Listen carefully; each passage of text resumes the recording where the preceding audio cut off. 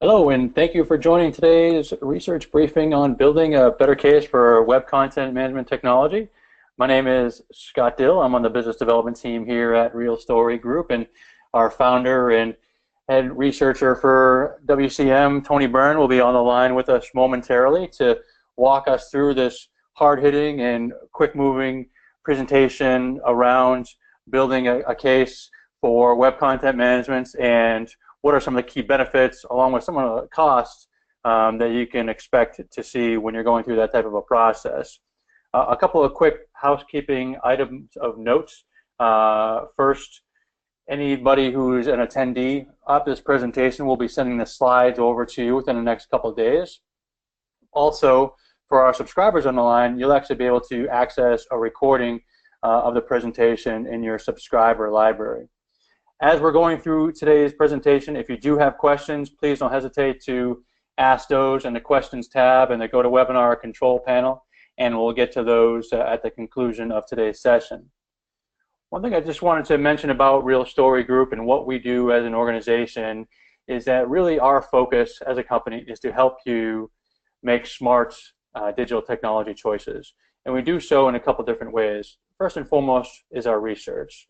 We evaluate over 150 solutions from 100+ vendors and 8 different marketplaces that are all focused around content-based technology, or from a slightly broader perspective, digital workplace and digital marketing technology. We would encourage you to take a look at our vendor map after today's presentation to give you a more detailed look at the different vendors that we cover in those particular areas. We also offer a product called RealScore, where you can actually benchmark your incumbent technology vendor along with your people and processes, and then actually benchmark yourselves against your industry peers along with across all the verticals.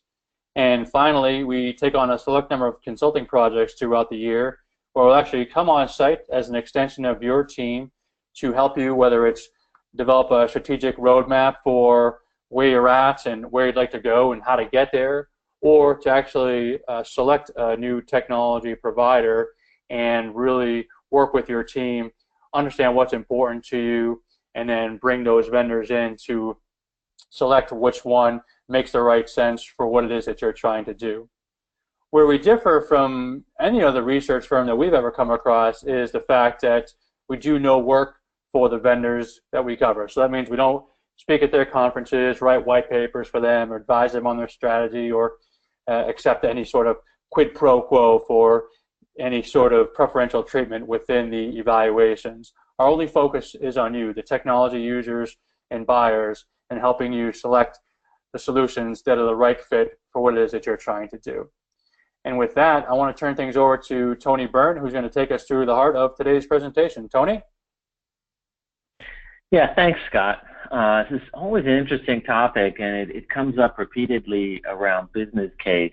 And I think that there's certain things about web content and experience management that are somewhat unique. I mean, I imagine that a number of you on the call already have a WCM platform in place, so you're sort of asking yourself, well, you know, of course I need one. Or if you don't have a WCM yet and you're looking to license one, you know, you may look around the rest of the world, and nearly every enterprise of any size is investing in this. You say, well, yeah, of course we need one. You know, it's obvious. And at some level it is obvious. I mean, clearly it's table stakes for doing any kind of digital to make sure that, you know, you've got a solid inbound platform to complement any kind of outbound engagement that you're doing, and, you know, and vice versa. But, you know, obviously we need one is not a business case, right? And it may seem self-evident to us, but it isn't always self-evident to everyone within the enterprise, particularly because over the years we've seen this technology become more expensive. Certainly has also become richer, but in general, the cost of managing these systems, both from a human capacity and also in terms of just hard dollar expenses on, or euro expenses on software and services is going up. So, you know, you need to build a better case than just obviously we need it. And in particular, I think you need to look at WCM, which is the green part in this chart here, in the context of a broader, what we call customer digital engagement reference model, which is, it's just one piece of the pie, and obviously there's key investments your enterprise may need to make in terms of some of the enterprise data that exists underneath it, and some of the production delivery layers above it, and obviously out towards all the major channels towards your customers or your employees or whoever is the sort of end consumer of all this. And to that extent, it's important to remember that WCM is just one piece of this content and engagement layer. For certain enterprises, they may actually make a greater investment in outbound marketing automation and social engagement, or perhaps some sort of headless media or digital asset management platform, particularly if you're in a very fast-moving consumer products goods space, or certain other segments like media, you may invest more in purple than in green. So you really, if you're going to make a significant investment in WCM, you have to have a solid business case for it.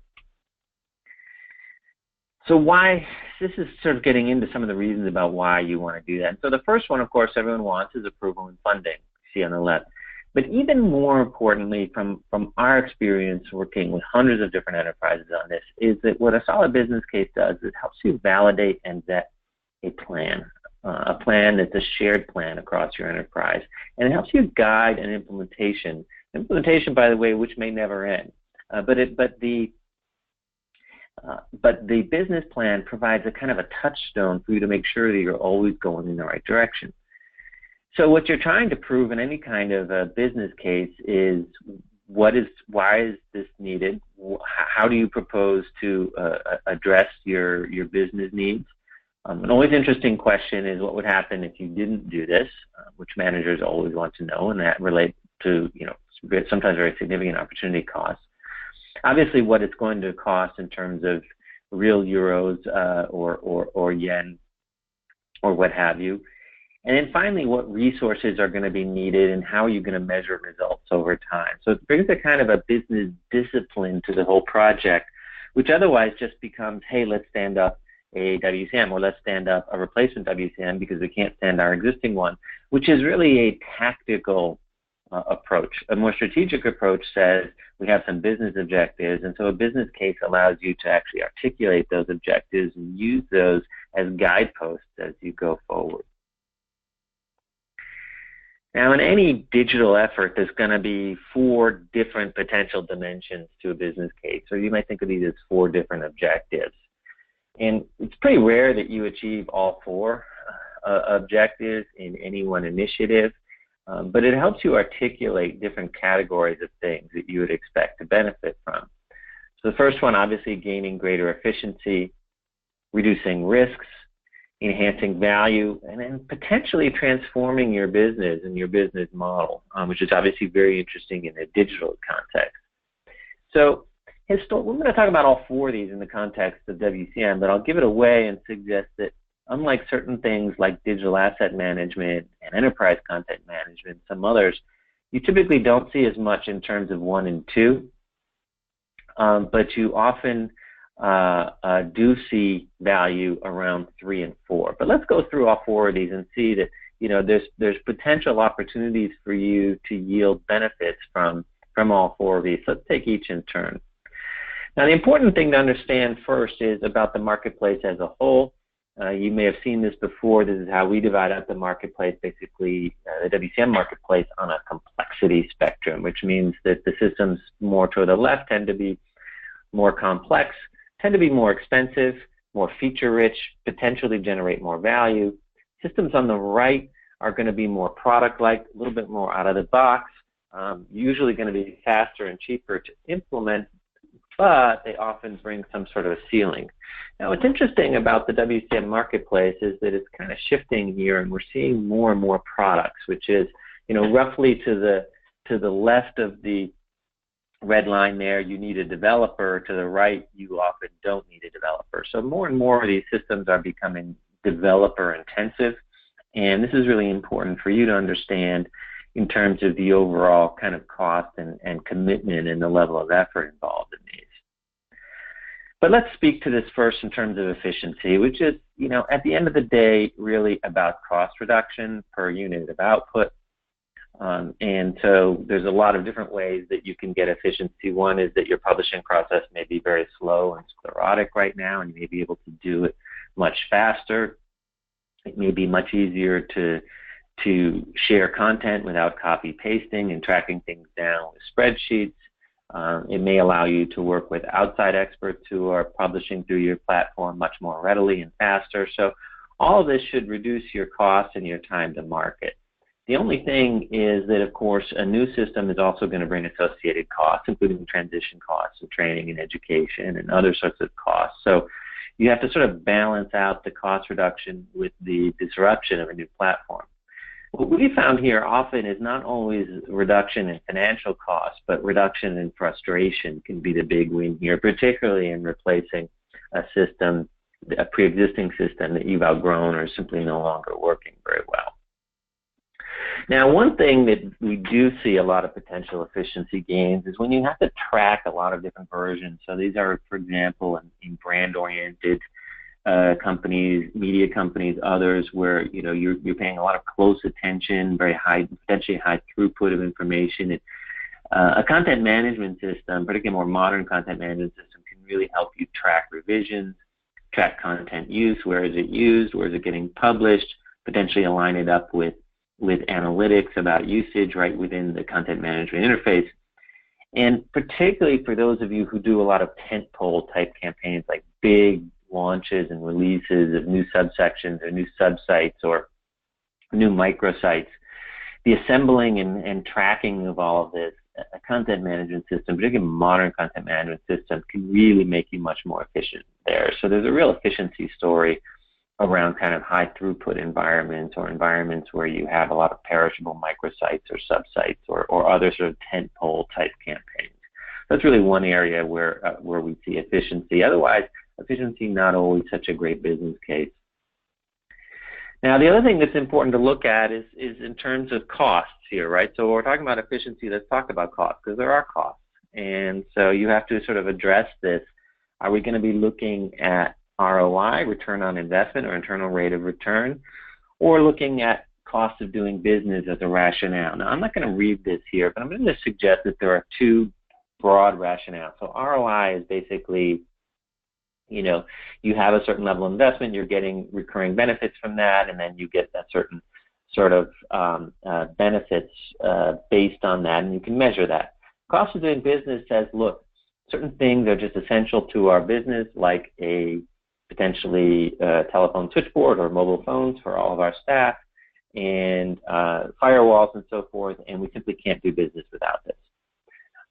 Many people have come to argue that a high-functioning external website is indeed a cost of doing business, and so we tend to see more CDB type analysis.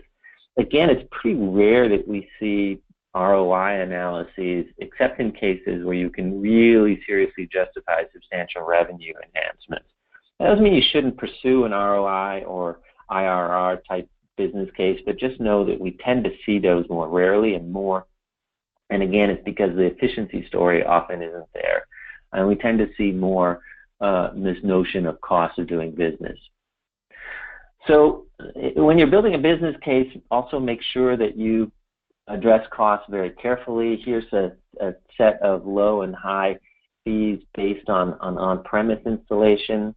Now, you're all going to get copies of this. You can look at this in your own time. These are just examples. I point you here to where there's 4 asterisks, major implementation and migration. A couple things there. First, you'll notice it's going to be 2 to 4, maybe more times the cost of the actual software. And at those costs, typically the implementation enhancement costs recur over time as well.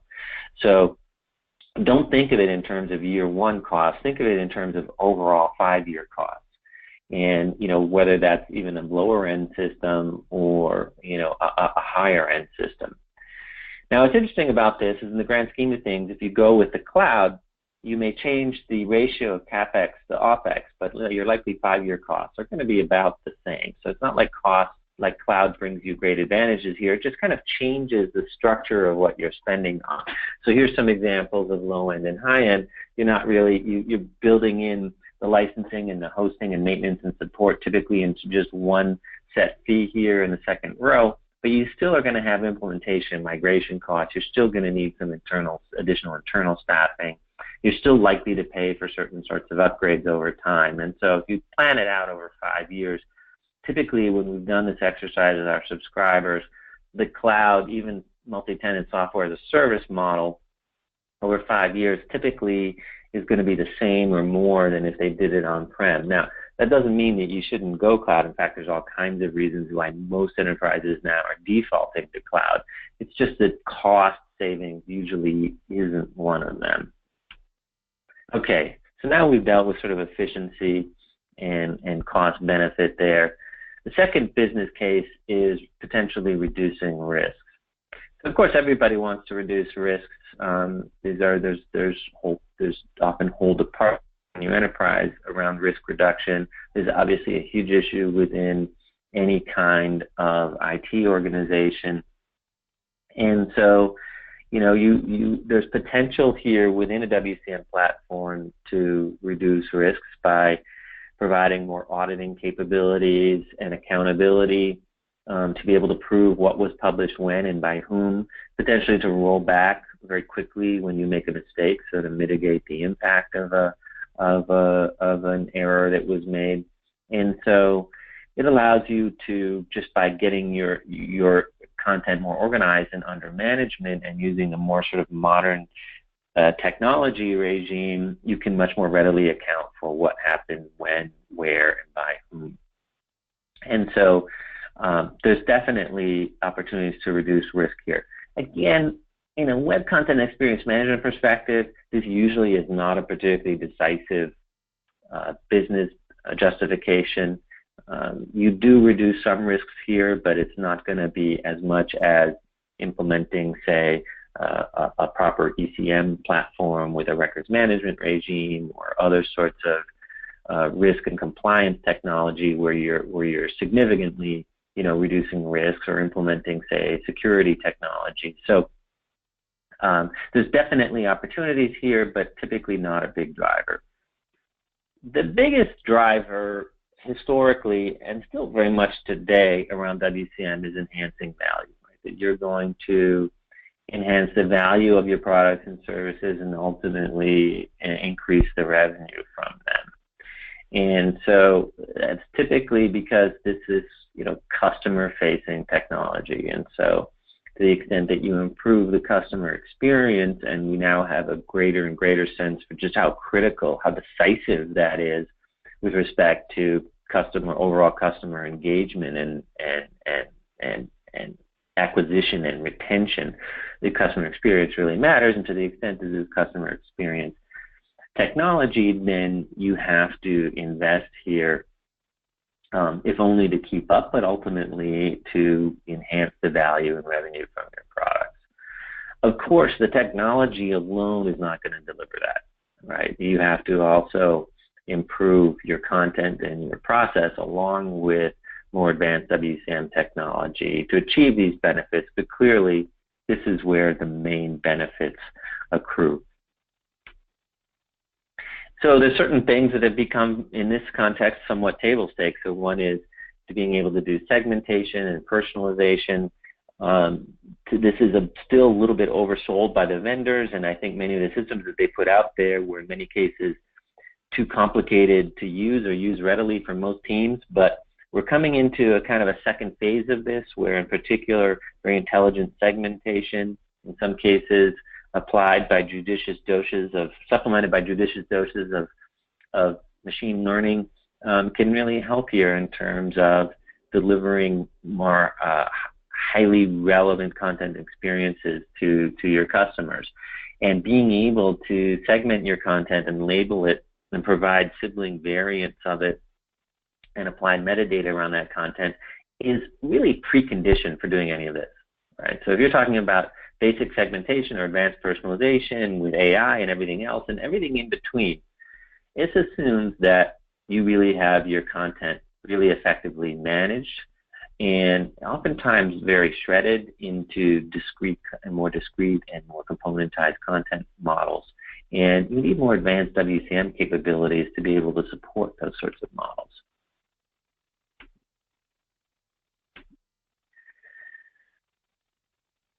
The other thing we see is around content marketing and content strategies that involve a lot of content marketing is this notion of shareable micro experiences. So once again, being able to atomize your content down to micro levels and then share that across multiple different channels, track changes to that, customize it at the edge. All of this assumes very high functioning WCM technology. Right. So the WCM technology itself is not going to give you an effective content strategy, but it will help you execute on that strategy if it's the right strategy for you, by allowing you to have variable and adaptive content models, and then to experiment against those content models, measure the results, and make changes to drive more value for your customers.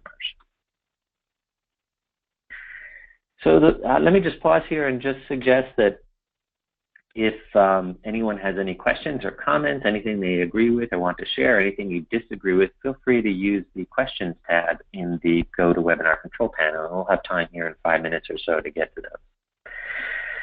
So digital transformation is, of course, on everyone's lips. WCM definitely has a role here. One, I think what I mentioned before is that almost all digital transformation presumes that you have your information well managed so that you can leverage it more effectively. Another option, of course, around transformation is much of digital transformation involves developing applications, particularly applications that put your customers in charge in a kind of a post-login environment. And these applications are typically going to reside outside of your CMS. So the role here is more of a sort of a headless or head optional CMS to be able to inject content and marketing experiences into those post-login environments, into these applications that you're increasingly rolling out. So there's definitely a role, albeit a somewhat reduced role, but a really critical role to the extent that you still want to engage with content. For your WCM platform to reside behind all these new and interesting and fascinating applications that you're rolling out in terms of a broader effort with respect to customer-driven digital transformation. And so one is, more experience as a service. And so being able to generate rendered components out to different sorts of applications. So you manage those components within the CMS, but then you actually render them, those in micro experiences within different applications that are not mediated necessarily by your CMS. Now, there's a lot of challenges here on performance, security, context, where used reports, all sorts of other things, but this is an increasingly common business model where your WCM platform is not necessarily delivering the experience, the entire page, but it's delivering micro experiences across multiple different applications that are part of your overall customer digital portfolio. What then becomes critical, and unfortunately this isn't quite as good as we'd like to see it in most content management systems, would be multi-channel preview. So if I'm going to change this component, can I visualize the different downstream implications of those changes, even if the CMS is not actually delivering those sorts of capabilities? And so this is an area where there's still some work to be done, but a lot of interesting opportunities here. So the key thing here, though, is to really understand, what are your different usage scenarios. And there's a lot of very basic scenarios that are, for most organizations, still suffice, like basic digital marketing, online communities, campaign, and microsites. And to that extent, you may not need a really complicated WCM platform. I mean, if your business case is telling you that, look, these are the areas we really have to focus, then the good news is you may not need to spend a whole lot here. On the other hand, if you want to do what we were talking about in 3 and 4, which is around some of the more complex use cases like omni-channel engagement or content-enriched applications, then you're going to need more modern technology. These are our ratings for TeamSite, which is now at OpenText, which is a somewhat archaic platform, so it doesn't really do so well across these. But more modern tools are likely to. But the other point here is for these complex use cases, you're going to need more sophisticated technology as well, which means that you're going to be investing a substantial amount of resources, human, financial, and organization, to get this to work. So you better have a really solid business case for that as well. Now, if you want to understand which vendors do well at what, and also kind of a deeper discussion of business case, some examples of some of the spreadsheets and so forth, I recommend you to try out some of our research, you can go to realstorygroup.com/excerpt and download a sample. And our WCM research in particular, very comprehensive, covering 36 different vendors. So Scott, I'll let you talk about next steps while I see some of the questions that are coming in, and then we'll come back and answer those really quickly. Again, if you have any questions at all, feel free to use the questions panel in GoToWebinar.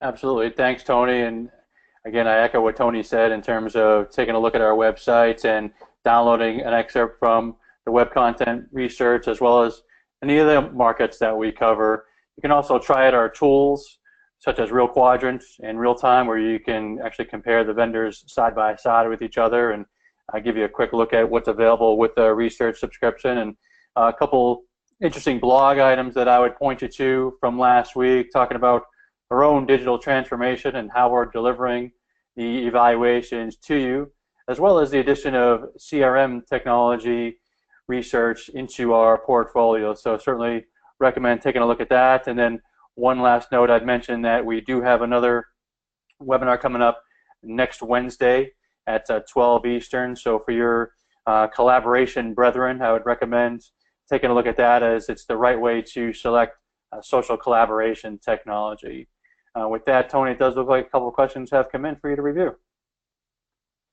Yeah, so any questions and comments you have, feel free to put it in the control panel. But the first one is from Supragya, who's asking, what are our thoughts around convergence of WCM and DAM boundaries, and comment on pharma marketing specific compliance workflows. So those are a couple of big questions, but I'll take a quick stab at it.